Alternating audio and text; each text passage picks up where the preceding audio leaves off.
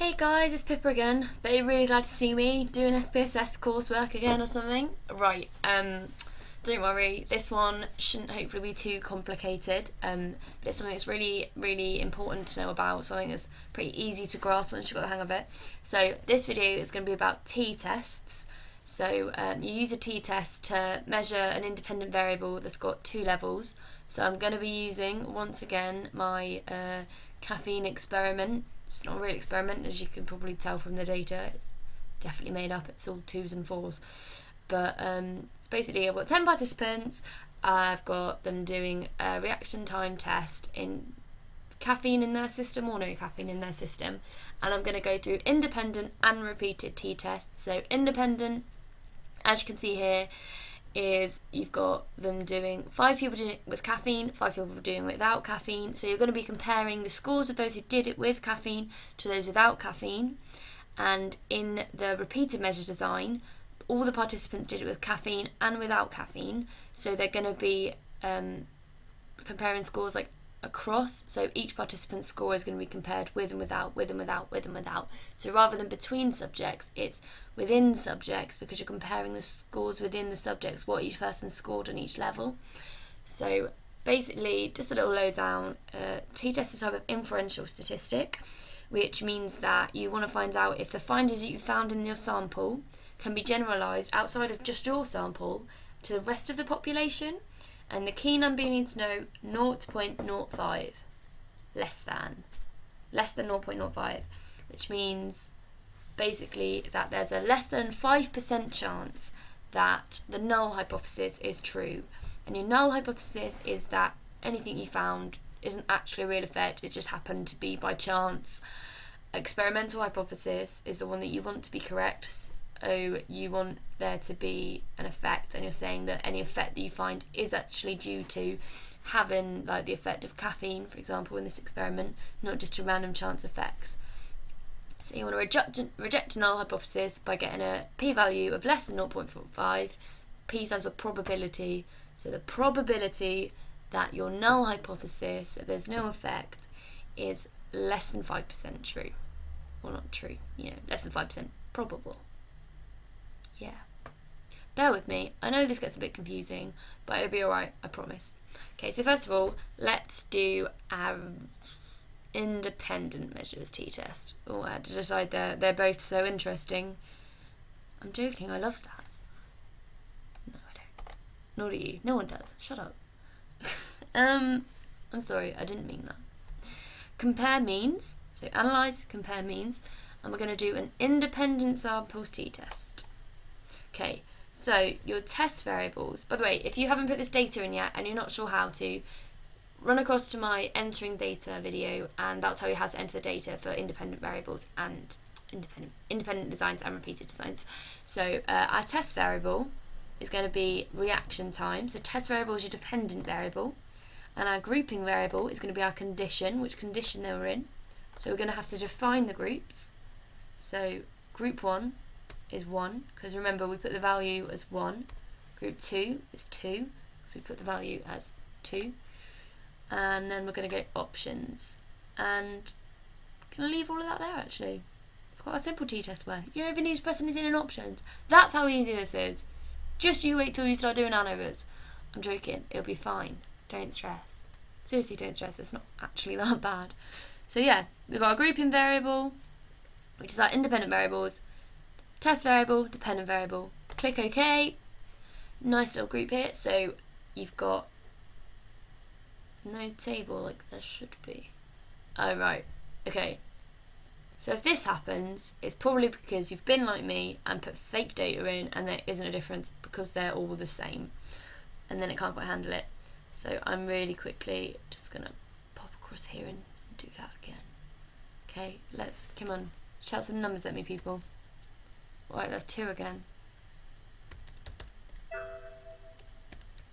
Let's make some differences. Oh god, this is hard under pressure. Hang on a minute. Wait here, I'm going to do something really clever. Ta-da! Here's one I made earlier.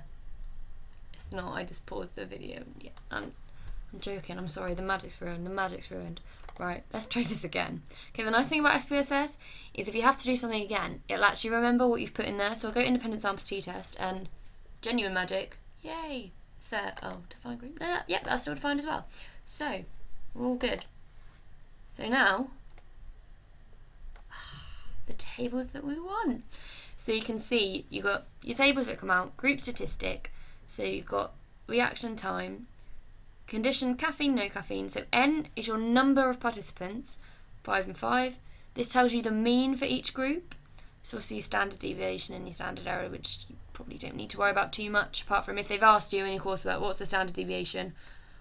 It's here. Okay, so this is the really, really important box. Well, obviously, actually, no, your means are important as well, because then you can see sort of which one was higher, who scored what and what. And so this is independent, so you can see that this group, the group who had caffeine, got a mean of 2.65, this one got a mean of 5.62, and you want to know whether this is a significant difference, so whether you can say that the difference you found here is actually probably in the population as well, and that it wasn't just down to chance, it was actually because they've been had caffeine or not. But unfortunately it's not. Sorry guys, ruined your fun there. Yeah, you thought, oh, it definitely will be. No, it's not all rainbows and smiles and statistics. Sometimes you don't get a significant result. Don't know what happened there, got a bit click happy. Yeah, so here you can see your significance value is 0.67, so that's above 0.05, so you'd actually have to report that you couldn't reject the null hypothesis and your results were insignificant. And your t-value is -3. Equal variance is assumed means, oh wait, we're missing a table. Okay.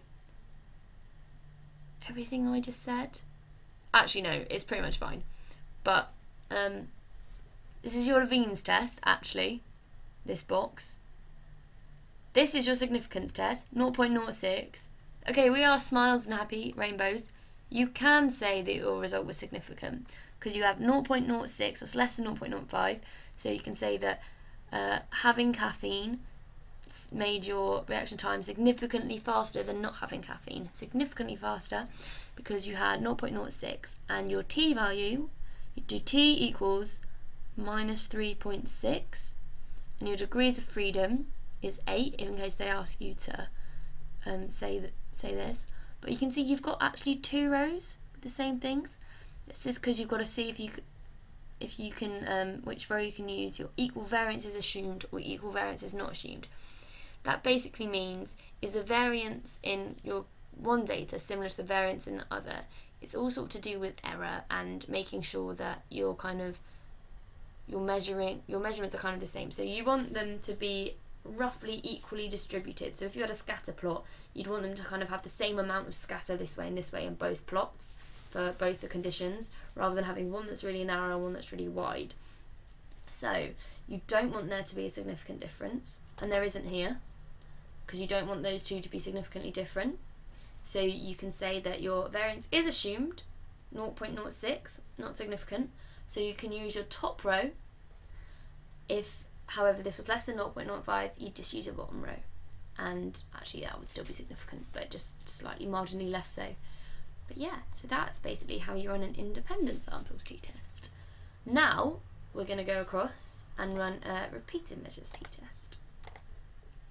And analyse, compare means, paired samples, because remember your samples are from the same person, so they're sort of paired together. And this one, you get this thing here. So variable 1, you want your caffeine one. So you're not going to remember they're in the cells, your dependent variables, so you're not going to have like a whole thing for actually dependent variable this time.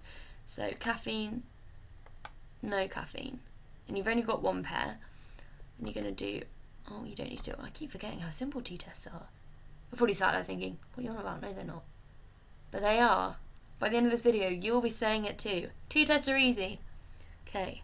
So I'm going to click OK. And pretty much exactly the same output comes out. So you've got your mean for your caffeine, your mean for your no caffeine, the number of people, your standard deviations. You've also got this, paired samples correlations. Don't worry about it. You can even delete it if you really want to. This one, however, don't delete. You don't have a Levene's test in this one because you're assuming that the variances are the same anyway because they're coming from the same people. So when your variances and your independent ones, you're kind of thinking about error, individual differences that might put a spin on it as to why like the groups might be different. That's why you have to look for that.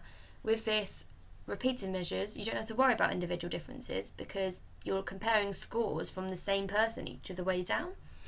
So you just have a little look and you see your significance. Oh, very significant. If you double click this, no, not like that. Okay, this is supposed to work. Okay, now I just made it all go great. Right, you should be able to double click this. And, oh wait, maybe you have to do it in this. Oh, there we go. Yeah, so you can actually, if you, I think I've clicked on the wrong box. Okay guys, so when you double click on this, don't worry about double clicking on it. You can normally, when SPSS, see what I've said this before, sometimes SPSS does its own thing. So you can know how to use SPSS and yet still it will turn around and kick you in the face. Yeah, now I won't stop being liney. Sorry. I'm just gonna have a little SPSS stress out for a second. I'll be back in a minute. Yay, lines are gone. I just had to click off of it. It wasn't actually that difficult. I was just getting a bit stressed. So yeah, you can say that you had a significant difference here because it's less than 0.05. It's actually less than 0.001. So you can report that if you want. You've got a t value here as well, which is -5, and your degrees of freedom are 9. And the rest of it, you don't really need to worry about. I mean, you've got your standard deviation there, but for now, all you really need to worry about. So if you were going to report this, you'd write. Let's get a piece of paper. This is my eyeliner. I'm really prepared. Yeah, I do wear makeup. It's not all natural. No, crazy. T, in brackets, your degrees of freedom equals, so for this one it'll be -5.03, bracket, comma, P equals less than 0.001. This will all be in brackets. So you say there was a significant difference. I'm hoping this isn't going to float around the wrong way because my webcam, potentially it will. In the undraft version it won't. So you'll have your T, in brackets your degrees of freedom, which is here, equals, and you'll write your T value, put a comma, P equals less than 0.005, close bracket. So when you say there was a significant difference between X and X, with X being higher or lower, faster, slower, etc., than Y, then give them means. It's always good practice to give them means so you can see how different they are. And you can say this difference is significant, and then give this, your T value and your P value, and your degrees of freedom. So when someone else comes along and wants to work out to see actually have you got a significant effect on all this other stuff that you get into much later on in stats, probably 4 years down the line, and hopefully, unlike me, you will have stopped learning about statistics. They can work out all the things they want to work out. And it's exactly the same for your independent measures. You don't need to write about Levene's in your results section, although if you're doing a stats exam or something, if they ask you why would you use this row or this row, you can say because Levene's was insignificant, so the variances were equal, so there wasn't a significant difference between the variance spread around in this condition compared to this condition. So there's a little exam tip for you. They probably will ask things like that. They used to do things like that in my exams back in the day. Anyway, I'm reminiscing. I'm gonna go. Have fun with stats!